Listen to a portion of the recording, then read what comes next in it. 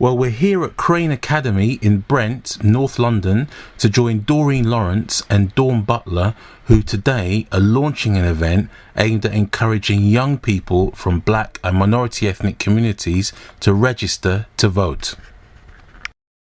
Thank you so much for taking the time to talk to us, and thank you, Dawn, for taking the time to talk to us as well. Really appreciate it. And first question I just want to fire off is, Doreen, why is it important for young people, and particularly young people from black and minority ethnic communities, to vote, to register to vote and to take part in politics?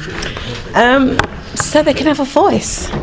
You know, I think young people need to be able to have their opinion and for their opinion to be heard, because they are the next generation after all. I mean, so us, we're not going to be here forever, and they're the next lots coming. So we need to encourage them that, one, they need to register, take part in voting, challenge the government of the day if they feel that the government is somehow not, you know, there for them as a young person, what it is that they're doing for them, how they're encouraging, making sure that there's jobs for them, making sure the national health is there for them, housing, all those things that's important as part of your life growing up. I'd like to see a young person walk up to either David Cameron, Ed Miliband or whoever and said, "Hello, my name is so and such a thing. This is who I am. What are you doing for me?"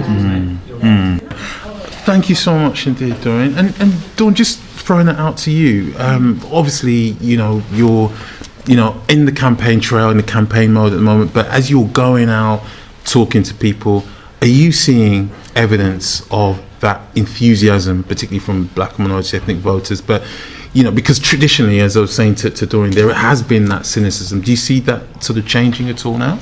Yeah, I think the political landscape is quite interesting at the moment. So what I'm finding when I'm knocking on doors, that people want to have a conversation. So, they want to talk about what's happening. They want to talk about personally what's happening to them. They want to talk about the differences that Labour will make in their lives. And they want to have a conversation. So it means that the doors have been opened in a way.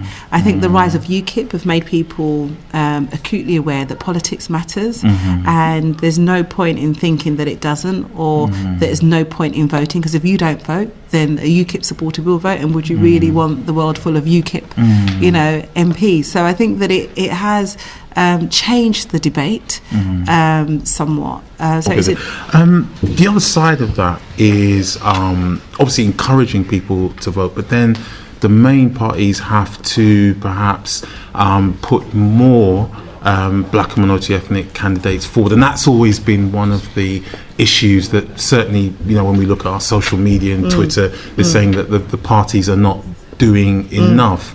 What would you say? I mean, obviously people look to you, you're well known in the community, but what would you say to those voters who say, well, look, that's just got to change?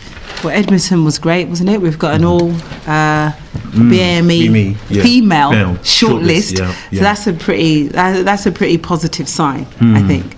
I think if you look at the political parties, Labour's still ahead in regards to that. And I think you're right. We need to have more diversity. We need more people being involved, and we need them to be active. We need them to take that step. And that's the important thing. Take that step. I wouldn't be here if I didn't take that initial step.